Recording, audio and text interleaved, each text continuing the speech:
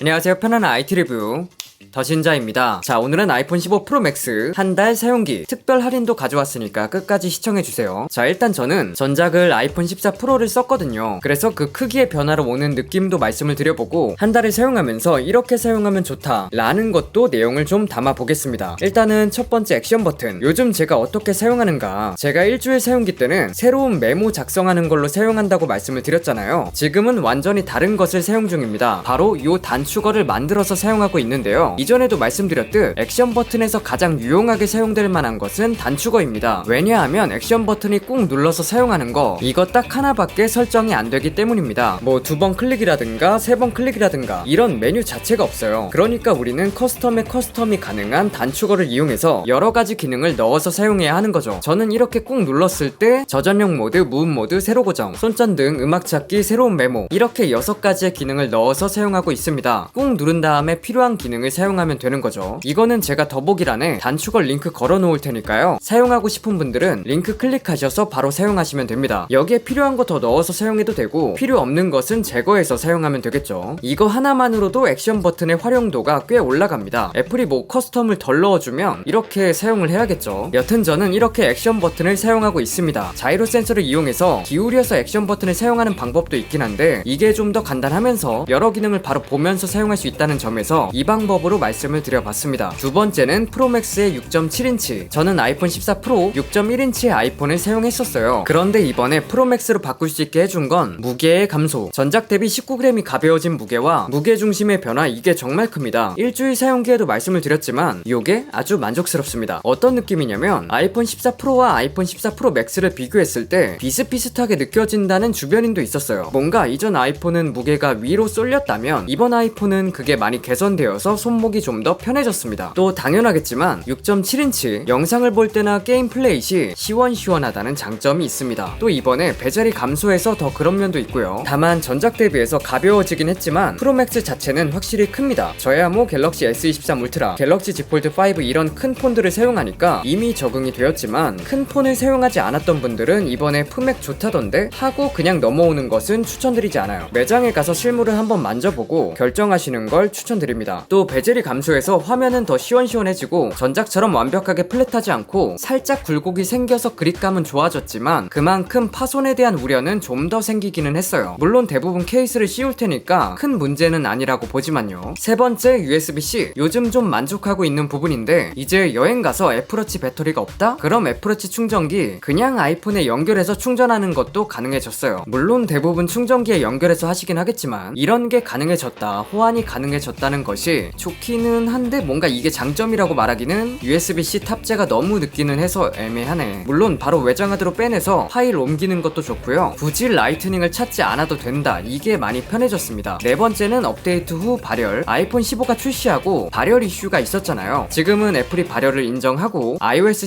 17.0.3이 업데이트 되고 사라졌지만요. 그 후에도 계속해서 사용해보면서 체크를 해봤습니다. 확실히 이전보다 갑자기 발열이 오른다거나 간단하게 사용하는데 온도가 오르는 경우는 거의 없어졌습니다. 근데 애초에 이 프로맥스는 크기가 커서 발열 이슈에서는 조금 떨어져 있긴 했거든요. 아이폰 15 프로 쪽이 이슈가 좀 더 크게 됐었고 개선이 더 크게 된 쪽도 당연히 프로라서 프로맥스의 경우는 사실 크나큰 차이는 없었습니다. 발열 테스트에서도 말씀드렸듯 게임에서는 발열이 전작보다 더 올라가고요. 그만큼 성능도 올라서 안정적으로 게임이 가능해지고 아이폰 15 프로 라인에는 또 새로운 게임 옵션도 생기고 있어서 제가 연속으로 4시간 정도 원신을 해도 나쁘지 않더라고요. 오래 할수록 중간중간 끊기기는 하지만 근데 배터리는 확실히 아이폰이 물리적인 배터리 용량 자체가 좀 작다 보니까 게임 같은 걸 할 때는 좀 정직하게 빨리 닳아요. 물론 이제 사용하지 않을 때 대기 배터리가 적게 소모되는 거나 다른 가벼운 작업들을 할 때는 배터리가 적게 소모되니까 게임만 주구장창 하는 게 아니면 프로맥스 여전히 압도적으로 배터리 오래 갑니다. 전체적으로 이번 아이폰 15 프로맥스는 전작하고 차별점이 꽤 있다 보니까 바꿀 만한 모델이라고 생각됩니다. USB-C, 액션 버튼, 얇아진 베젤, 5배 광학줌, 같이 전작과 다른 것들이 많이 있으니까요. 물론 5배 광학줌 저는 다시 고르라면 아이폰 15 프로로 갈 것 같아요. 3배 광학줌이 저에게는 좀 더 맞더라고요. 제가 5배 줌을 거의 안 쓰다가 친구 결혼식장에서 신랑 신부 입장하는 거 찍을 때 썼어요. 평소에는 대부분 그냥 2배 크롭 줌으로 쓰게 되더라고요. 5배 줌은 제 환경에서는 맞지를 않아서 여러분들도 이런 건 고려하셔서 구매하시는 게 좋을 것 같습니다. 그리고 케이스티파이 케이스도 쭉 사용해본 후기를 좀 들려드릴게요. 케이스티파이 비싸다 이런 댓글도 있고 또 재밌는 케이스도 있고 해서 보여드리려고 합니다. 일단 이번에 새로운 케이스가 나왔거든요. 임팩트 링 스탠드 케이스인데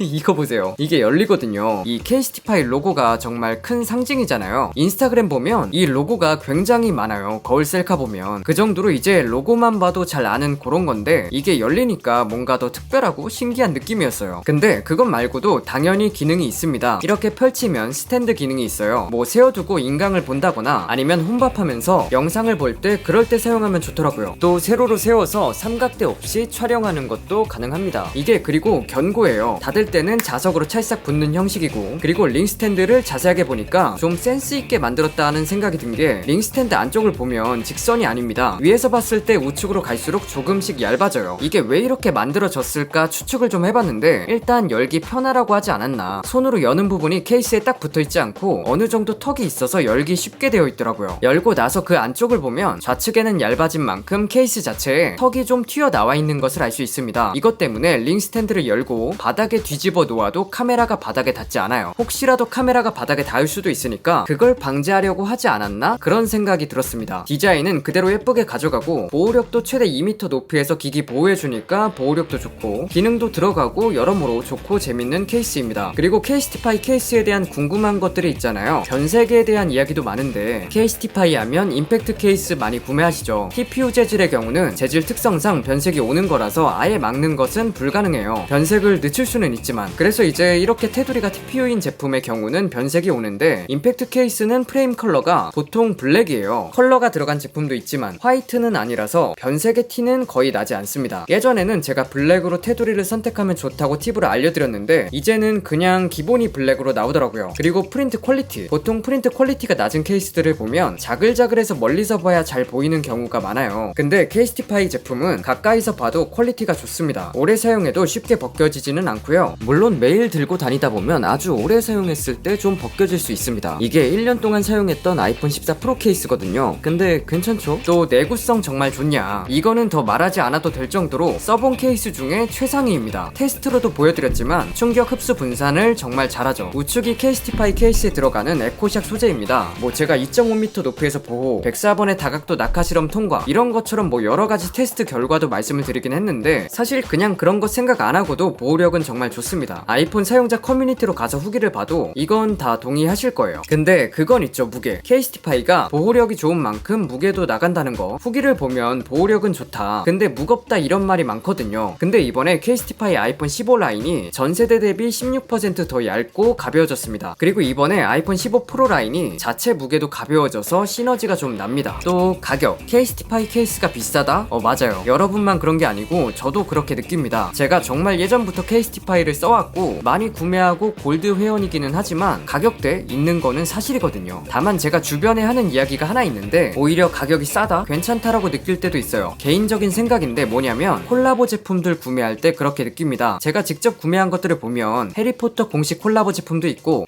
오징어 게임 콜라보 제품도 있고 포켓몬스터 콜라보 제품도 있고, 이건 가장 최근에 나온 나싱 콜라보 제품인데 이거 다 내돈내산한 제품이거든요. 이런 콜라보 제품들은 다른 곳에서 쉽게 보기가 힘들고 공식 콜라보 제품들은 구매해보신 분들은 알겠지만 저작권 때문에 기본적으로 가격이 굉장히 비싸요. 근데 케이스티파이는 가격 차이가 없습니다. 그렇다 보니까 오히려 이게 괜찮아지는 거죠. 공식 콜라보 굿즈라고 생각하면 가격도 비싼 편이 아니기도 하고, 그래서 이런 면에서 보면 괜찮은 점도 있다. 다양한 아티스트와의 협업도 있고 우리가 아는 작가분들 케이스티파이와 협업 많이 하잖아요. 특히 콜라보 제품을 보기 힘든 브랜드와 콜라보하는 거 모두 공식 IP와 창작 저작권을 보유하고 사용하는 거라 공식 저작권을 사용한다는 걸 생각하면 그 가치가 또 있긴 하거든요. 그리고 기본적으로 내구성도 좋고 하니까 분명 케이스티파이 케이스가 비싸기는 하지만 저처럼 어느 방면에서 보면 장점도 있다는 것을 살짝 이야기해봤어요. 그리고 케이스티파이 15% 할인 링크 준비했습니다. 더보기란에서 확인하실 수 있고요. 제가 주변 주변에 케이스티파이 제품 선물을 정말 많이 하는 편인데 케이스야 이제 거의 대부분 쓰시니까 선물하실 때 할인해서 구매하시면 좋을 것 같고요. 카카오 선물하기에도 입점을 해서 카톡으로도 선물이 가능해졌습니다. 받는 사람이 케이스 디자인을 선택할 수 있어서 좋은 방식으로 되어 있기도 하고 액세서리도 입점해 있으니까요. 확인해 보시면 좋을 것 같습니다. 다음 영상도 기대해 주시고 구독, 좋아요 눌러주시면 감사하겠습니다. 오늘 준비한 영상은 여기까지입니다.